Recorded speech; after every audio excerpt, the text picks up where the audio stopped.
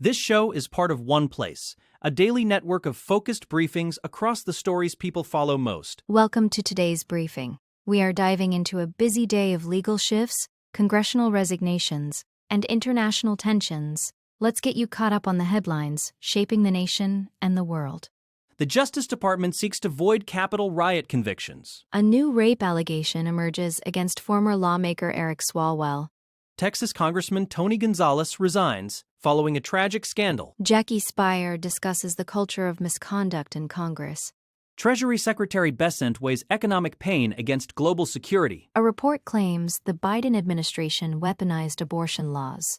The federal government sues Connecticut over its sanctuary policies. J.D. Vance defends his support for Hungary's Viktor Orban. Starting with the Capitol riots. The U.S. Department of Justice has taken a significant step by asking a federal appeals court to throw out the convictions of 12 individuals found guilty of seditious conspiracy related to the January 6th Capitol riots. This move follows President Trump's decision to commute the sentences of a dozen members of the Proud Boys and the Oath Keepers. While these individuals were released from prison due to the commutations, their criminal records remained intact. The Justice Department's recent filing in Washington, D.C., argues that dismissing these cases is in the interest of justice. This request represents a major symbolic victory for the Trump administration, as the president had campaigned on the promise to free those charged or convicted for their roles in the events at the Capitol that day. Among those whose records could be wiped clean is Stuart Rhodes, the founder of the Oath Keepers. Rhodes was previously sentenced to 18 years in prison for seditious conspiracy, having directed his militia members during the riot. Although he did not enter the building himself, his leadership role in the attempt to overthrow the government was a central part of the prosecution's case. If the court approves the Justice Department's request, the administration will avoid the legal burden of defending these convictions during the ongoing appeals process. This development coincides with Trump's broader effort to issue pardons and commutations for over 1,500 people involved in the riot. It signals a dramatic shift in how the federal government views the legal consequences of the events that sought to stop the certification of the 2020 election. Moving to the Swalwell allegations. Former Democratic Congressman Eric Swalwell is facing a new and very serious allegation of sexual assault. A woman named Lana Drews has come forward, alleging that Swalwell drugged and raped her in a hotel room back in 2018. Drews explained that she had been hesitant to speak out sooner because of Swalwell's significant political power at the time. This new claim adds to a series of misconduct allegations that have surfaced recently, which already led to Swalwell's resignation from Congress and his withdrawal from the California governor's race. Drews, who met Swalwell while working as a model in Beverly Hills, described a situation where she felt incapacitated after just one glass of wine. She alleges that Swalwell took her to his hotel room under false pretenses, where the assault occurred while she was unable to move or consent. Swalwell has vehemently denied all the allegations, with his attorney describing them as a calculated and transparent political hit job. Despite these denials, the pressure is mounting as more women come forward. Drews' attorney, Lisa Bloom, has dismissed Swalwell's public apologies to his wife as mere spin, and plans to file a formal police report with the Los Angeles Police Department. Bloom also noted that 3 other women have contacted her with similar allegations against the former lawmaker. This follows claims from 4 other women last week, ranging from sexual harassment to rape, which had already triggered a congressional ethics inquiry. The situation has rapidly escalated, with several women expressing relief that Swalwell is finally facing consequences for his alleged actions. The legal and political fallout for the former congressman continues to grow as these disturbing details emerge. Next, the Gonzalez resignation. In another major shakeup on Capitol Hill, Texas Republican Congressman Tony Gonzalez has resigned from the U.S. House of Representatives. His departure comes after he admitted to having an affair with a staff member, Regina Santos Aviles, who tragically died by suicide last year. Gonzalez had been under intense pressure to step down, especially as sexual misconduct allegations against Eric Swalwell began to dominate the headlines. Lawmakers from both parties had initiated ethics investigations and were discussing the possibility of ousting both men from Congress. By resigning effective immediately, Gonzalez and Swalwell are able to retain their pension benefits, a move that has drawn its own share of criticism. Gonzalez had initially denied any wrongdoing and claimed the allegations were part of a coordinated attack to unseat him, but he eventually confirmed the relationship with the married staff member. The details surrounding the death of Regina Santos Avalos are particularly harrowing. As she died by self-immolation near her home in Uvalde, the medical examiner ruled her death a suicide, and the revelation of her affair with Gonzalez has added a layer of tragedy to the political scandal. In his resignation letter, Gonzalez expressed his gratitude for the opportunity to serve his district, but offered little in the way of a detailed apology. His resignation, along with Swalwell's, means that both parties have lost a member in the House, though the overall balance of power remains largely unchanged. The swift action taken by Congress this week reflects a heightened sensitivity to misconduct following the recent break. As the ethics inquiries conclude, the focus remains on the impact these scandals have on the families involved and the constituents these lawmakers were elected to represent. Now to Jackie Speier. Former Congresswoman Jackie Speier has been vocal about the recent wave of resignations and the broader culture of sexual misconduct on Capitol Hill. In a recent interview, Speier, who has long been an advocate for reform, described a profile of certain lawmakers who feel entitled and untouchable once they reach Washington. She noted that this sense of power can lead to illegal and reprehensible conduct. Speier highlighted how behavior like that alleged against Eric Swalwell is often an open secret within the halls of Congress. She explained that many people choose to look the other way because it is convenient to mind one's own business, especially when allegations are based on rumors that are difficult to prove.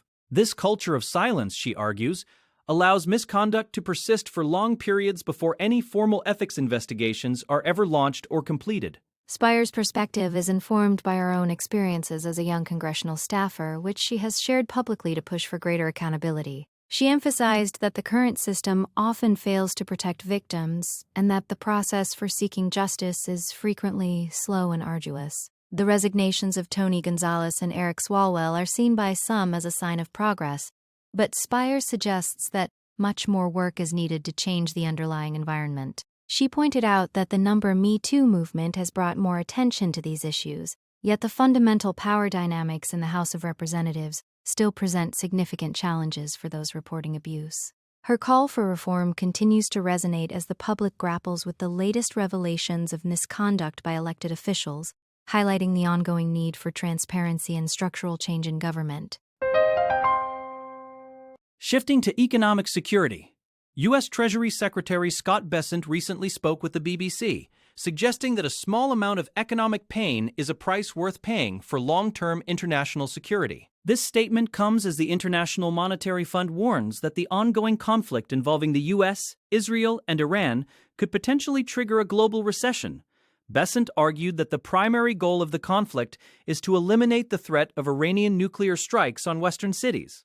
He questioned what the impact on global GDP would be if a nuclear weapon were to hit a major city like London, emphasizing that long-term safety outweighs short-term economic forecasts. While Iran does not currently possess nuclear weapons, Bessent pointed to their mid-range ballistic missile capabilities as a significant risk that must be addressed to ensure future stability and prevent a catastrophic event. The UK government has offered a different assessment, stating there is no evidence that Iran is currently targeting Europe with missiles. However, they maintain that they have the necessary military capabilities to defend the country if a threat were to arise. Meanwhile, the IMF's World Economic Outlook report paints a grim picture, suggesting that in a worst-case scenario involving high energy and food prices, global growth could drop below 2% by 2026. This would mark a rare global recession, similar to the downturn seen during the COVID pandemic. Energy prices have already surged due to the closure of key shipping routes, like the Strait of Hormuz and the failure of peace talks. Bessent remains focused on the strategic necessity of the current military actions, even as the global economy faces the threat of being thrown off course by the escalating war. Next, the FACE Act. The Justice Department has released a report accusing the previous Biden administration of weaponizing the Freedom of Access to Clinic Entrances Act, or the FACE Act. This report, produced by the newly formed Weaponization Working Group, claims that the law was unfairly used to target Christians and anti-abortion activists. The FACE Act was originally designed to protect reproductive health clinics from violence and obstruction, but the report suggests it was used to launch biased prosecutions against conservatives. Acting Attorney General Todd Blanche stated that the department will not tolerate a two-tiered system of justice and aims to restore integrity to the prosecutorial system. The report further alleges that federal prosecutors sought harsher sentences for anti-abortion defendants compared to those on the pro-abortion side, and even accused them of knowingly withholding evidence from defense counsel during these legal proceedings. In response to these findings, the Justice Department has already taken personnel action, including the firing of at least 4 federal prosecutors involved in civil lawsuits against anti-abortion activists. This move is part of a broader effort by the current administration to investigate perceived wrongdoing by their predecessors. However, the report's conclusions have been sharply disputed by groups like Democracy Forward, which argue that the FACE Act is a vital tool for ensuring safe access to healthcare. The controversy highlights the deep political divisions over abortion and the role of the Justice Department in enforcing federal laws. As the Weaponization Working Group continues its work, critics worry that the agency itself is being used to target political opponents, while supporters see it as a necessary step toward correcting past abuses and ensuring equal treatment under the law. Turning to sanctuary policies. The U.S. Department of Justice has filed a lawsuit against the state of Connecticut and the city of New Haven, challenging their sanctuary policies. The federal government argues that these policies interfere with the enforcement of immigration laws and protect individuals with criminal records from being apprehended by federal agents. Central to the lawsuit is Connecticut's Trust Act, which limits how local law enforcement can coordinate with immigration and customs enforcement. Under this act, local officials are generally prohibited from honoring ICE detainer requests unless there is a judicial warrant or the individual is on a terrorist watch list or has been convicted of a serious felony. The Justice Department contends that these restrictions intentionally obstruct federal law enforcement and violate the Supremacy Clause of the U.S. Constitution, which gives federal law precedence over conflicting state laws in these matters. The lawsuit describes the state's actions as a deliberate and disruptive effort that jeopardizes public safety. Connecticut lawmakers had recently modified the Trust Act to allow for more cooperation in cases involving specific violent crimes, such as sexual assault and kidnapping. But the federal government argues these changes do not go far enough. The legal battle highlights the ongoing tension between state autonomy and federal authority over immigration enforcement. Supporters of the Trust Act argue it builds trust between immigrant communities and local police, making everyone safer by encouraging people to report crimes without fear of deportation. However, the Justice Department maintains that the president has a constitutional obligation to ensure that federal immigration laws are enforced uniformly across the country. This case could have significant implications for other states and cities with similar sanctuary policies. Finally, J.D. Vance's visit. Vice President J.D. Vance is defending his recent campaign visit to Hungary to support Prime Minister Viktor Orbán despite Orbán's subsequent landslide defeat. Vance spent 2 days backing Orbán just before the opposition party TISA secured a major victory. Speaking to Fox News, Vance described Orbán as a great guy who did a very good job, particularly in standing up to the bureaucracy in Brussels. While Vance expressed sadness over the election results, he remains confident that the United States will be able to work effectively with the new Hungarian government. The incoming leader, Péter Magyar, had been critical of Vance's intervention, calling it foreign interference in Hungarian elections. However, Magyar has since acknowledged the importance of the U.S. as a NATO partner and expressed a willingness to engage with President Trump and other American officials. As Hungary prepares for a transition of power, Magyar has called for the swift convening of the new parliament and the resignation of President Tamás Suliak, whom he labeled a puppet of the outgoing government. Magyar has also pledged to reform the state media to ensure unbiased coverage, citing the BBC as a potential model.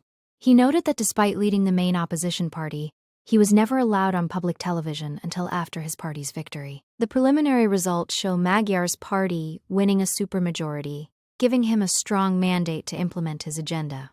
Meanwhile, Orbán will continue in a caretaker role until the new government is sworn in. The political shift in Hungary marks a significant change in the European landscape, and the U.S. administration's response will be closely watched as they navigate this new relationship with a key ally. That wraps up our briefing for today. Thank you for joining us as we covered these critical stories. Be sure to follow us for your next daily update on the news that matters.